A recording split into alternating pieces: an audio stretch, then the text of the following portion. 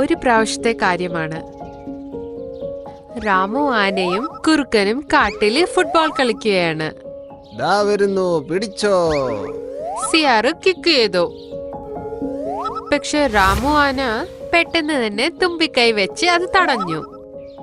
നിന്റെ കഴിഞ്ഞില്ലേ, കണ്ടു എന്റത്. അങ്ങനെ പറഞ്ഞിട്ട് രാമു ആന കിക്ക് ചെയ്തു. ബോള് കാറ്റത്ത് മേളിൽ പറന്നു. ദൂരെ പോയിട്ടൊരു സൺഫ്ലവറിന് കൊണ്ടു. അയ്യോ, ആ ബോൾ ഏതോ മൃഗത്തിനിട്ടാ കൊണ്ടേ. സിംഹരാജാവ് പറഞ്ഞാൽ നമ്മളെ തല്ലിക്കൊല്ലും. ഇങ്ങനെ തീരുമാനിച്ചു രണ്ടുപേരും അവിടെ നിന്ന് ഓടി. പാവം സൺഫ്ലവർ നിലത്തു വീണു വേദനയെ കരയുകയായിരുന്നു. അയ്യോ സൺഫ്ലവർ, നിന്റെ തണ്ടു ഒടിഞ്ഞു പോയല്ലോ. ഇനി നിനക്ക് എണീച്ചു നിൽക്കാനും പറ്റില്ലല്ലോ. അയ്യോ, ഞാൻ ഇനി കുറച്ചു ദിവസത്തിൽ മരിച്ചു പോകുമല്ലോ. അങ്ങനെ പറഞ്ഞിട്ട് സൺഫ്ലവർ കരയാനായി തുടങ്ങി. കുറച്ചു നേരം കഴിഞ്ഞപ്പോൾ ഡോക്ടർ മുയൽ അതിലെ പോവുകയായിരുന്നു.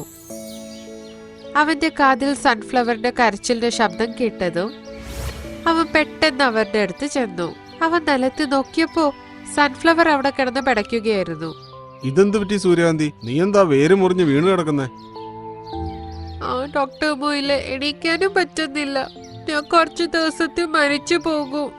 നീ വിഷമിക്കാതിരിക്കും സൂര്യകാന്തി, നിനക്ക് വേണ്ടുന്ന കാര്യങ്ങൾ ഞാൻ ചെയ്യാം. അങ്ങനെ പറഞ്ഞിട്ട് ഡോക്ടർ മുയല് കുറച്ചു ദൂരത്തിലുള്ള ഒരു കമ്പെടുത്തു. എന്നിട്ട് അതിനെ സൺഫ്ലവറിന്റെ അടുത്ത് കുഴിച്ചു വെച്ചു. പിന്നെ അവൻ സൺഫ്ലവറിനെ കമ്പിന്റെ സഹായത്തിലായി നിർത്തിച്ചു. വിഷമിക്കണ്ട സൂര്യകാന്തി, ധൈര്യമായിരിക്കൂ. പിന്നെ അവൻ അവന്റെ ബ്രീഫ് കേസിൽ നിന്ന് ഒരു ബാൻഡേജ് എടുത്തിട്ട് സൺഫ്ലവറിനെ ആ കമ്പിനോട് നന്നായി കെട്ടിവെച്ചു. ഇപ്പൊ എനിക്ക് നന്നായി തോന്നുന്നു ഡോക്ടർ മുയിലെ. നിങ്ങളെ ഒരുപാട് നന്ദിയുണ്ട്. നീ സന്തോഷമായിരിക്കൂ, ഉടൻ തന്നെ എല്ലാം ഭേദമാകും. ഇങ്ങനെ പറഞ്ഞത് മുമ്പിൽ നോക്കിയപ്പോ ഒരു മഷ്റൂമിന്റെ മുകളില് കല്ല് വീണിരിക്കുകയാണ്. അതിന്റെ ഭാരത്താൽ അത് കുനിയുകയാണ്. ഡോക്ടർ ഖർഗോഷ്, ഇതൊന്ന് എടുത്തു മാറ്റൂ, എനിക്ക് നന്നായി വേദനിക്കുന്നുണ്ട്. ഡോക്ടർ മുയില് ഓടി അതിന്റെ അടുത്ത് ചെന്നു. എന്നിട്ട് അവന്റെ മേളിൽ നിന്ന് കല്ലെടുത്തു മാറ്റി. വളരെ നന്ദി ഖർഗോഷ്, ഞാൻ ഇപ്പോൾ തന്നെ നിനക്ക് മരുന്ന് തേച്ചു തരാം. നിന്റെ മുറിവൊക്കെ ഉടൻ തന്നെ കരിയും. അങ്ങനെ പറഞ്ഞിട്ട് ഡോക്ടർ മുയില് ബ്രീഫ് കേസിൽ നിന്ന് മരുന്നെടുത്ത് മഷ്റൂമിന്റെ മേളിൽ തേച്ചു കൊടുത്തു. നല്ല ആശ്വാസം തോന്നുന്നുണ്ട്. അതിനുശേഷം ഡോക്ടർ മുയില് സന്തോഷിച്ച് അവന്റെ വീട്ടിലേക്ക് തിരിച്ചുപോയി. എന്നിട്ട് സുഖമായി കിടന്നുറങ്ങി. അതേ കാട്ടിലുള്ള ഗോൾഡി എന്ന ഫാൽക്കൺ പക്ഷി അതിന്റെ വീട്ടിലേക്ക് തിരിച്ചു വന്നു. അവസാനം എത്തിയോ? എവിടെ കറങ്ങി നടക്കുകയായിരുന്നു? എന്തു പറ്റി ഡാർലിംഗ്? എന്തിനാ നീ ഇങ്ങനെ ദേഷ്യപ്പെടുന്നത്? കാലു ഫാൽക്കൺ വന്നായിരുന്നു. എന്നെ ഭീഷണിപ്പെടുത്തിയിട്ടാ പോയെ. പറയാ അടുത്ത ഒരാഴ്ചക്കുള്ളിൽ നമ്മൾ വീട് കാലി ചെയ്ത് പോണമെന്ന്. ഇല്ലെങ്കിൽ നല്ലതായിരിക്കില്ല എന്ന് പറഞ്ഞു. എനിക്ക് ആ കാലുബാസിന്റെ വീട് അറിയത്തില്ല. ഇല്ലെങ്കിൽ ഇപ്പോൾ തന്നെ അവനെ കാണിച്ചു കൊടുക്കാമായിരുന്നു. ഗോൾഡി അവിടെ തന്നെ കാലു ഫാൽക്കൺ വരാനായി കാത്തിരിക്കുകയാണ്. പക്ഷെ അവന്റെ ഭാര്യ അവനെ കുറ്റപ്പെടുത്തിക്കൊണ്ടേയിരിക്കുകയാണ്. അവന്റെ ദേഷ്യം ഇപ്പോ ആകാശത്തോളം ഉയർന്നു. അവൻ ദേഷ്യപ്പെട്ട് അവിടെ നിന്ന് പോയി. മതി, കുറേയായി. എനിക്ക് എന്റെ ദേഷ്യം എങ്ങനെയെങ്കിലും തീർക്കണം. അതിനാരെങ്കിലും ഉപദ്രവിച്ചേ പറ്റൂ. കണ്ണിൽ ദേഷ്യത്തോടെ അവൻ ആകാശത്തിൽ പറക്കുകയാണ്. അപ്പൊ അവന് താഴെ അതേ മഷ്റൂം കണ്ടു. അവൻ താഴെ പോയി. എന്നിട്ട് അവന്റെ മുറിവിൽ കൊത്താൻ തുടങ്ങി. അയ്യോ എടാ ദുഷ്ട, എന്തിനാ എന്റെ തല ഇങ്ങനെ കുത്തിപ്പറിക്കുന്നേ? എനിക്ക് നല്ല ദേഷ്യം വരുന്നുണ്ട്. അതിനുശേഷം ഗോൾഡി സൺഫ്ലവറിന്റെ അടുത്ത് ചെന്നു. എന്നിട്ട് എന്റെ കൊക്ക് വെച്ച് അതിന്റെ ദളങ്ങൾ പറിച്ചെടുത്തു. ആ ഡോക്ടർ മുയില്, എന്നെ രക്ഷിക്ക്.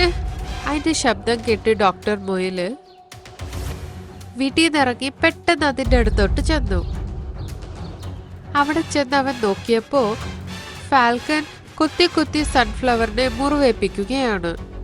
എടാ ദുഷ്ട, നീ എന്തിനാ ഈ പാവങ്ങളെ ഉപദ്രവിക്കുന്നേ? അത് കേട്ടതും ഗോൾഡി ഡോക്ടർ മൊയിലിനെ ആക്രമിച്ചു. ഡോക്ടർ മൊയിലിന്റെ കയ്യിൽ നിന്ന് ബ്രീഫ് കേസ് വീണു. എന്നിട്ട് സൺഫ്ലവറിന്റെ കാലിന്റെ അടുത്ത് ചെന്നു.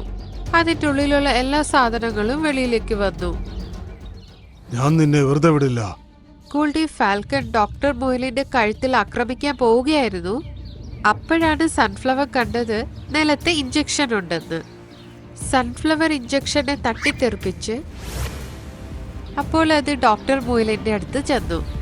ഗോൾഡി അവനെ ആക്രമിക്കുന്നതിന് മുമ്പ് തന്നെ ഡോക്ടർ മൊയല് ആ ഇഞ്ചക്ഷൻ എടുത്ത് ഗോൾഡിയുടെ കഴുത്തിലേക്ക് കുത്തി. ഗോൾഡി അവിടെ നിന്ന് ഓടിപ്പോയി.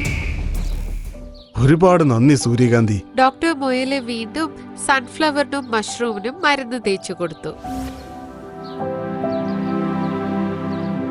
പിന്നെ അവന്റെ വീട്ടിൽ പോയി സുഖമായി കിടന്നുറങ്ങി. രാവിലെ ഫാൽക്കന്റെ ശബ്ദം കേട്ട് മൊയലിന്റെ കണ്ണു തുറന്നു. അവൻ വിചാരിച്ചു ഗോൾഡി ഫാൽക്കൺ വീണ്ടും അവന്റെ രോഗികളെ ആക്രമിച്ചുവെന്ന്.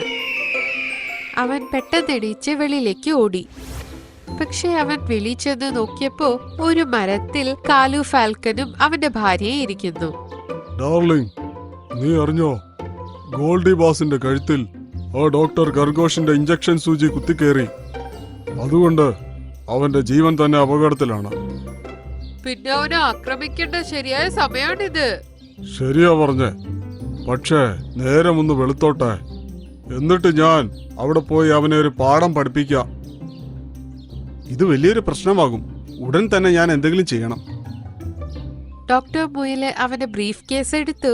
എന്നിട്ട് ഗോൾഡിയുടെ വീട്ടിലേക്ക് പോകാൻ തുടങ്ങി. നല്ല വെയിലുണ്ടായിരുന്നു. എന്നാലും അവൻ ഗോൾഡിയുടെ ജീവൻ രക്ഷിക്കാനായി ഓടുകയാണ്. അവൻ ഗോൾഡിയുടെ വീട്ടിൽ ചെന്നപ്പോ ഗോൾഡി അവനെ നോക്കി പേടിച്ചുപോയി. ഡോക്ടർ ഖർഗോഷ്, എനിക്കിപ്പോ അങ്ങയോട് ഏറ്റുമുട്ടാനുള്ള ശേഷിയില്ല.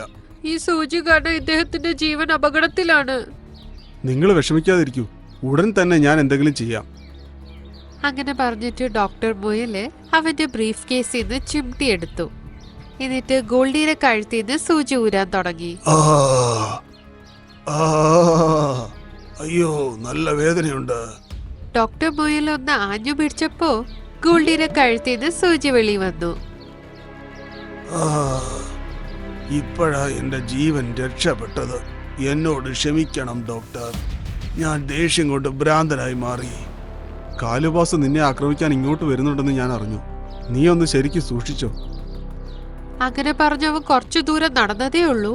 കാലു ഫാൽക്കനും അവന്റെ ഭാര്യയും എത്തി. എടാ ഗോൾഡി, ഉടൻ തന്നെ നീ കാട്ടിൽ നിന്ന് പോകണം. ഇല്ലെങ്കിൽ നീ വിവരമറിയും. അങ്ങനെ കേട്ടതും ഗോൾഡി എണീച്ചു നിന്നു. അത് കണ്ടത് അവർ രണ്ടുപേരും പേടിച്ചു.